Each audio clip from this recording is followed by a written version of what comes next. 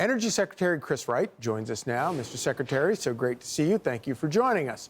So what can we expect out of this trip, do you think? I think this is the president's agenda. At home here, it's peace and prosperity in the United States. He has the same agenda for the Middle East, peace and prosperity in that region.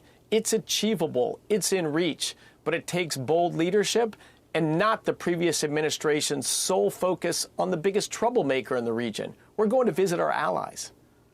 Very nice. So I also want to ask you about something that's very near and dear to my heart, which is this whole concept. You know, obviously, the president has focused on drill, baby, drill and the importance of all of that.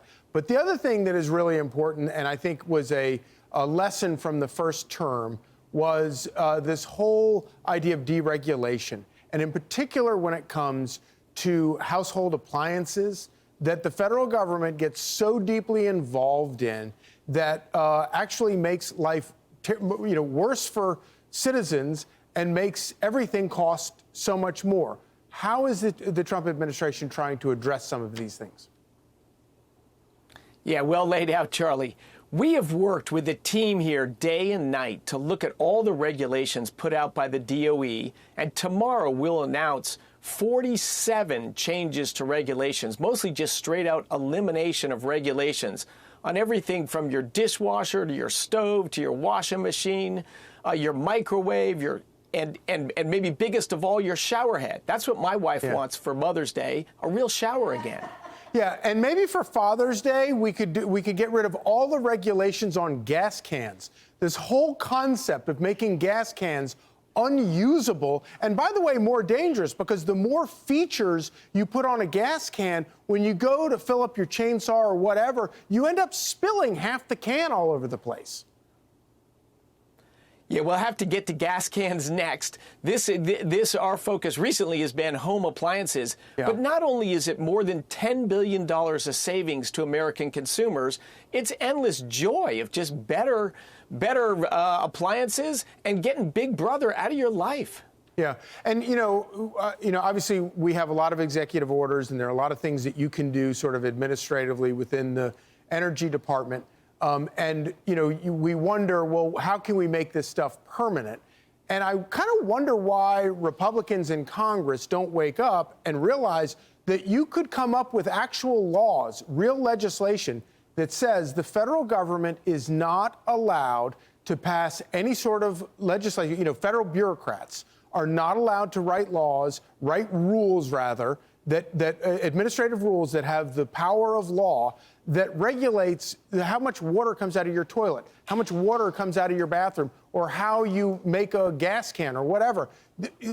Legislators in Congress could come up with laws like that, and I think it would pass overwhelmingly because Democrats don't like this nonsense.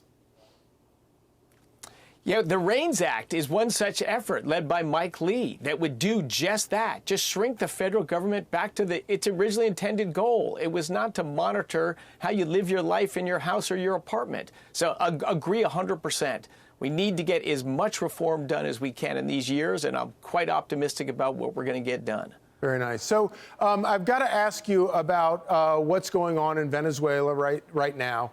And in terms of the administration's posture towards, in particular, Chevron, but the negotiations going on there to prevent Nicolas Maduro from, getting advantage from dealing with the United States companies.